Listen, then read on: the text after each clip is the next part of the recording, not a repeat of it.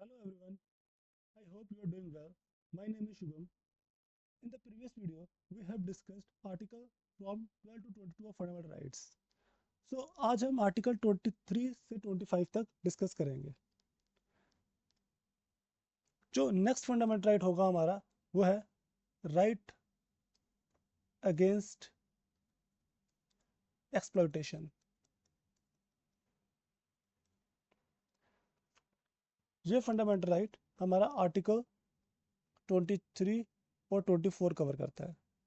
देखो, आपको मैंने पहले ही बताया था कि इस वीडियो में मैं आपको फंडामेंटल राइट्स याद ही करवा दूंगा और साथ में जो उनका आर्टिकल नंबर है उस आर्टिकल नंबर के साथ फंडामेंटल राइट में बोला क्या गया है वो आपको मैं याद करवा दूंगा, वो मेरी गारंटी है. ठीक है. तो आर्टिकल 23 क्या बोलता है? आर्टिकल 23 बोलता है prohibition of traffic in human beings, बेगार और फोर्स लेबर. इसका मतलब हर सिटीजन को ह्यूमन ट्रैफिकिंग, स्लेवरी और फोर्स लेबर से बचाता है ये आर्टिकल.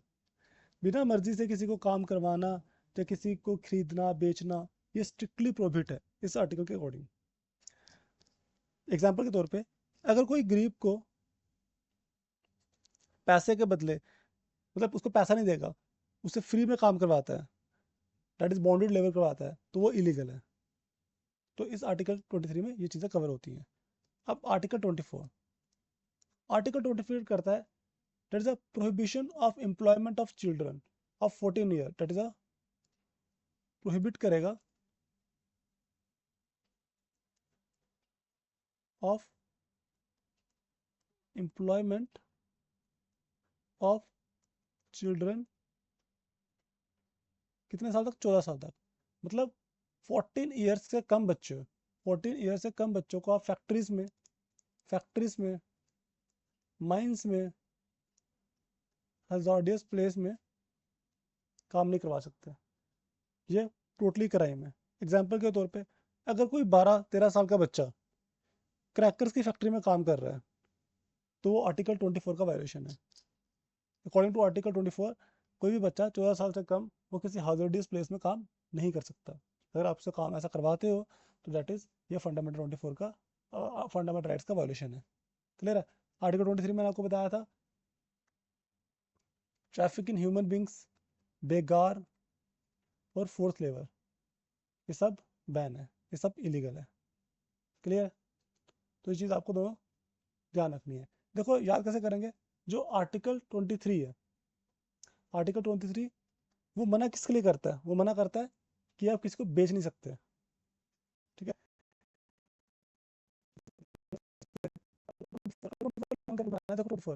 मैं कितने बच्चों की बात की? 14 ईयर के बच्चों की. तो आप इसमें क्या आर्टिकल 24 नहीं है? 24 लिख लो, बस आपको याद रह जाना है. 24 आपको दिमाग में जब भी आया 2 को हटा के 1 लिख लो, आपको याद रहेगा.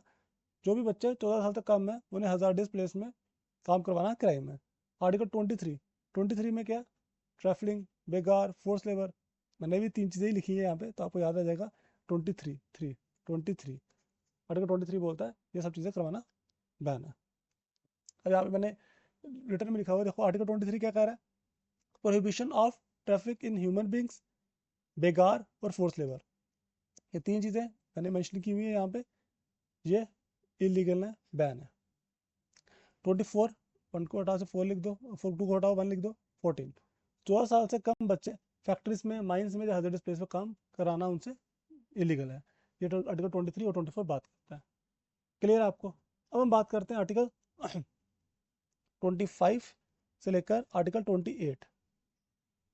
अब ये आता है हमारा freedom of religion.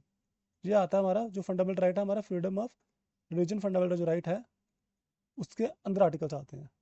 Article 25, 26, 27, 28. Clear है? ये सब चीज़ें इस आर्टिकल में आती हैं. देखो आर्टिकल 25 क्या बोलेगा. आर्टिकल 25 सिंपली बात बोल रहा है कि आपको पूरी आज़ादी है, आपको पूरी आज़ादी है, आप कोई भी धर्म को मान सकते हैं, अपना धर्म डिक्लेयर कर सकते हैं, जिस तरह से आप उसको प्रैक्टिस करना चाहते हैं वो कर सकते हैं. पूजा पाठ, नमाज जैसे आप पढ़ना चाहते हैं पढ़ सकते हैं. और अपने रिलीजन को आप स्प्रेड कर सकते हैं। ये आर्टिकल 25 में दिया गया है। ठीक है, आर्टिकल 25 में ये बातें की गई हैं। आप अपने रिलीजन को प्रैक्टिस करो जिस तरह से आप देखो, मैं यहाँ लिख देता हूँ आर्टिकल जो, देखो यहाँ पे यहीं पे देख लो आप, article 25, freedom of conscience, free profession, practice and propagation.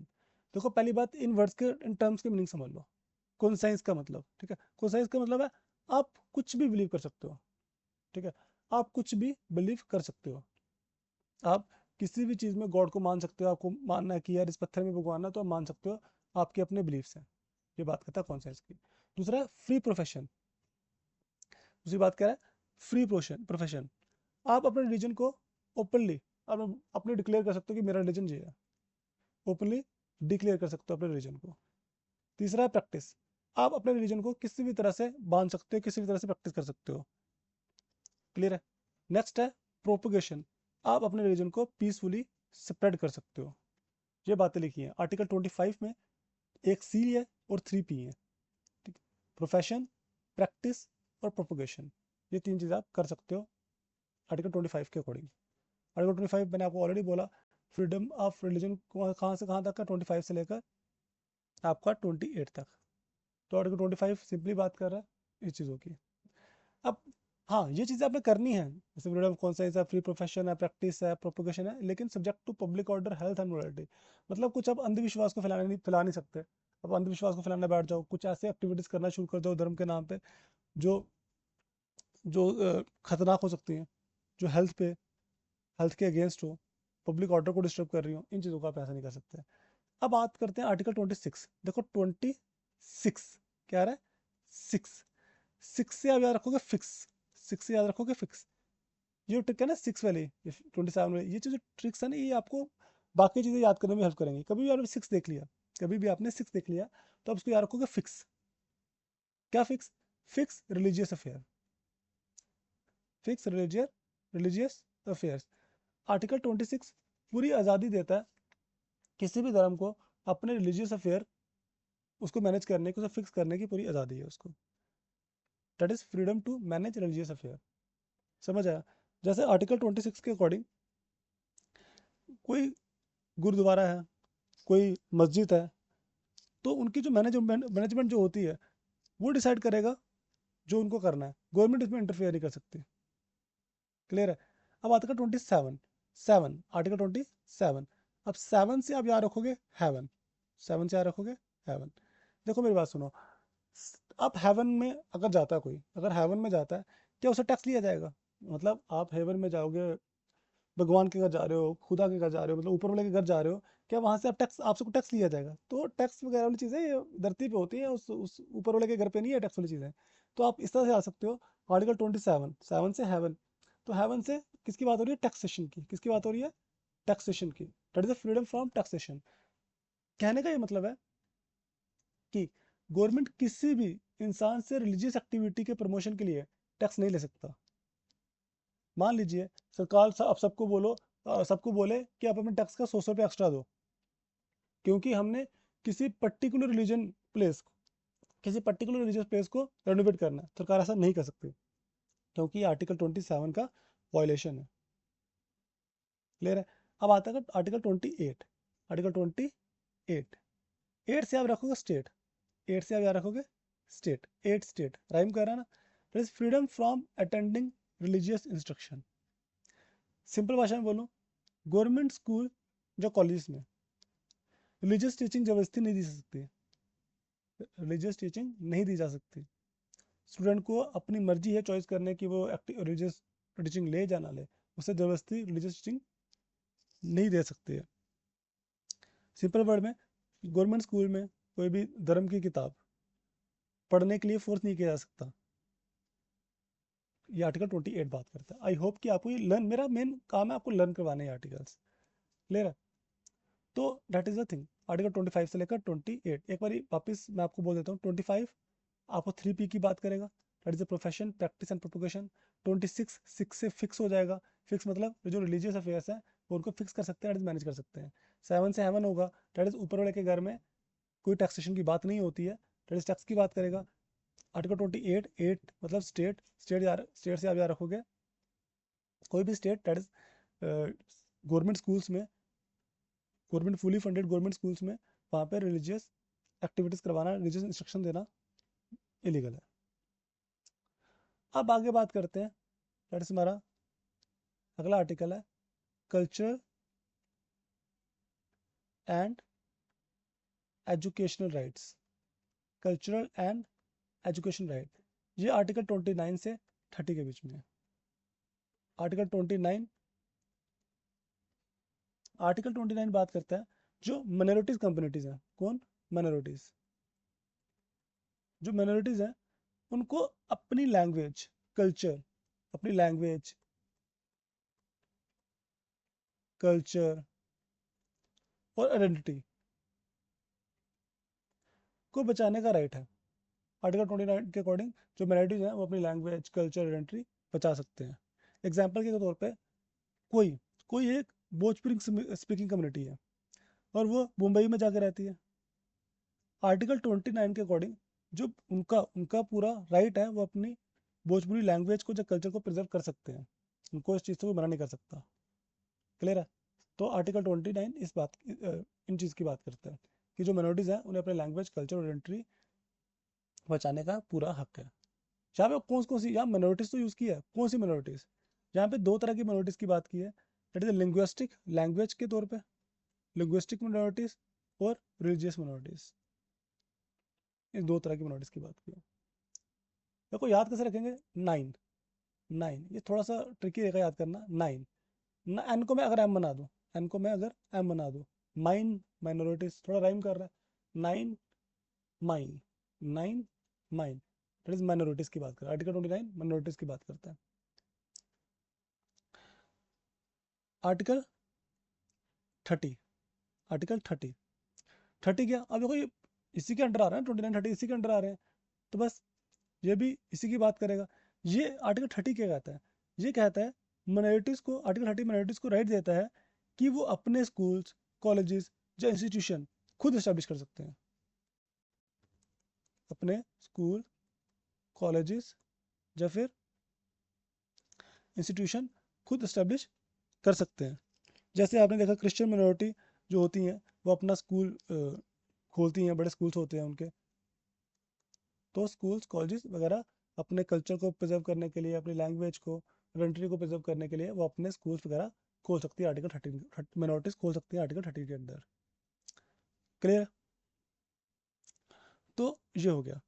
अब एक आर्टिकल था आर्टिकल 31, अब वो है नहीं है, अब वो फंडामेंटल राइट नहीं है।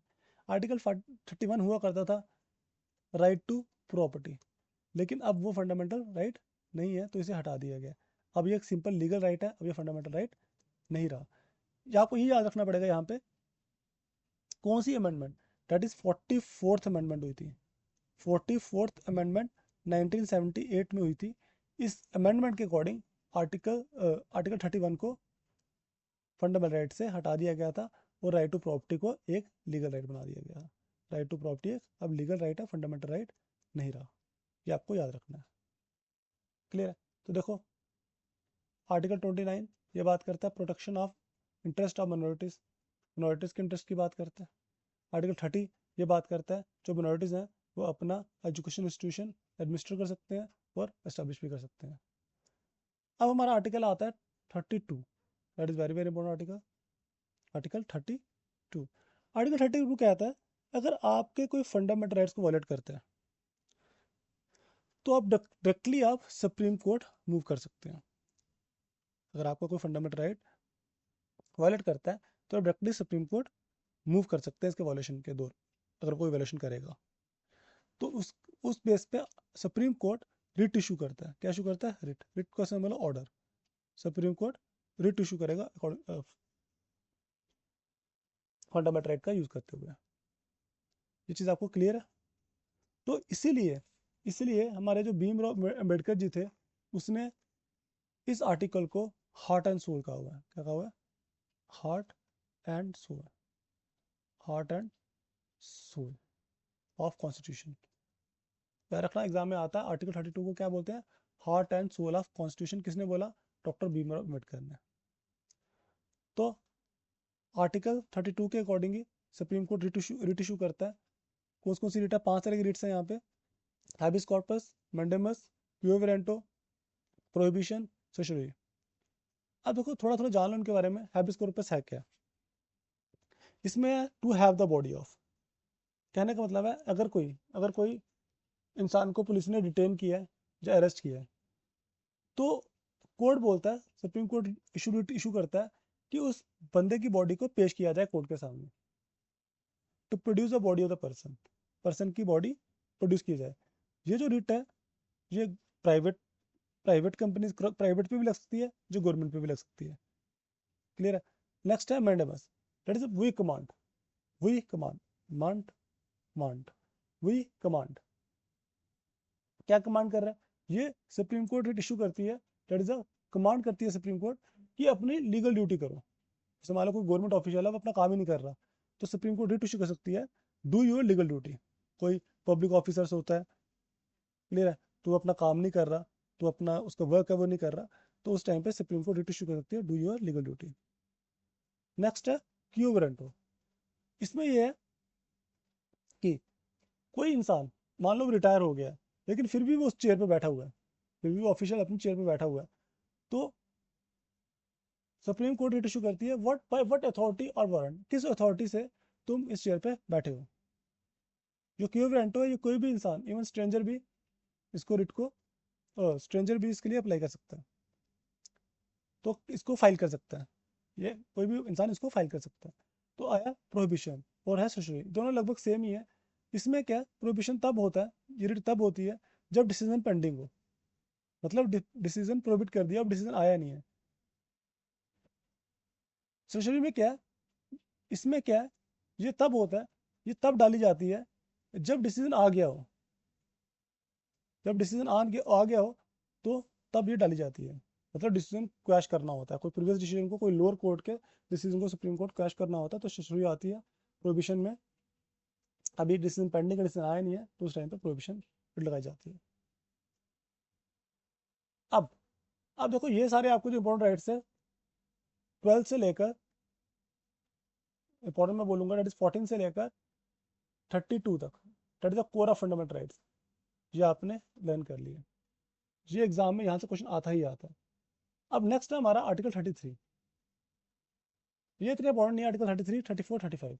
देखो आर्टिकल 33 क्या बोलता है, ये सब बात करेंगे पार्लियामेंट की, पार्लियामेंट की। यार एक मेरी बात सुन लो, मैं जितना पढ़ा रहा हूँ उतना ही इंपॉर्टेंट है, इसके बाद तुम्हें लगाना है मॉक, जितने एमसीक्यू लगा सकते हो लगाओ, उसमें अगर आपको कुछ चीज़ मिलती है तो आप ऐड कर सकते हो।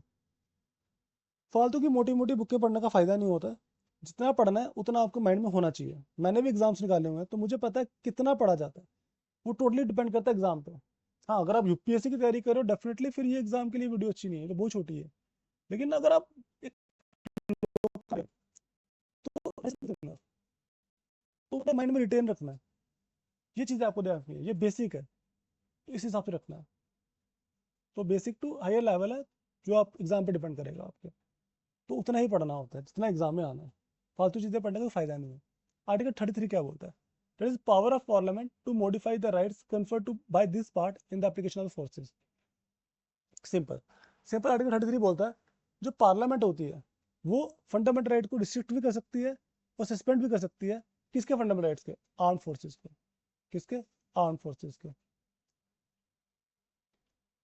दैट इज पुलिस फोर्सेज के, इंटेलिजेंस एजेंसीज के, पार्लियामेंट पैरामिलिट्री फोर्सेज के, इनके फंडामेंटल राइट्स को सस्पेंड भी कर सकती है पार्लियामेंट और रिस्ट्रिक्ट भी कर सकती है।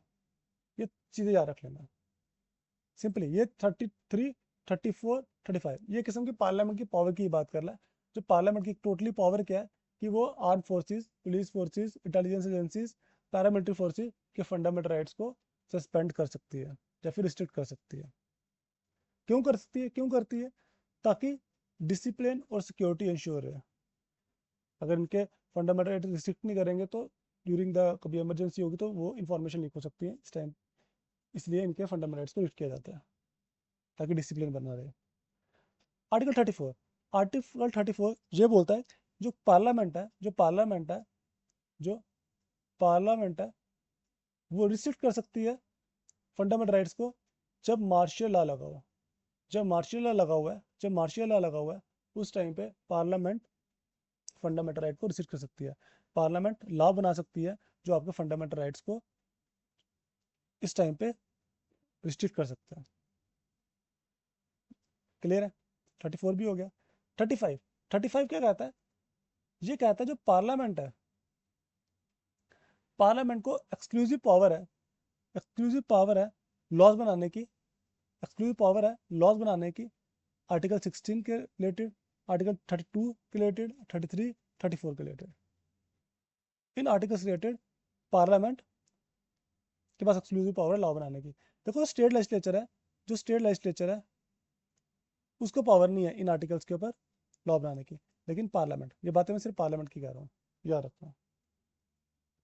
समझ आया? ये आर्टिकल 35 बात करता है। समझ आया? जैसे 35 को थोड़ा एक्सप्लेन कर देता हूँ। लाइक जॉब के लिए डोमिसाइल कंडीशन लगानी हो, ये सिर्फ पार्लियामेंट ही कर सकता है। आर्म फोर्सेस के फंडामेंटल राइट्स को स्ट्रिक्ट करना हो, चाहे मार्शल लॉ के टाइम पे फंडामेंटल राइट को सस्पेंड करना हो, रिस्ट्रिक्ट करना हो, ये आर्टिकल 35 के अकॉर्डिंग ही पार्लियामेंट कर सकती है।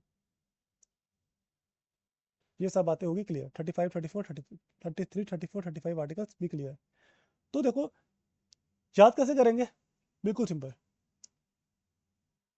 ए एम पी ऐसे कर लो। I M parliament, I M parliament.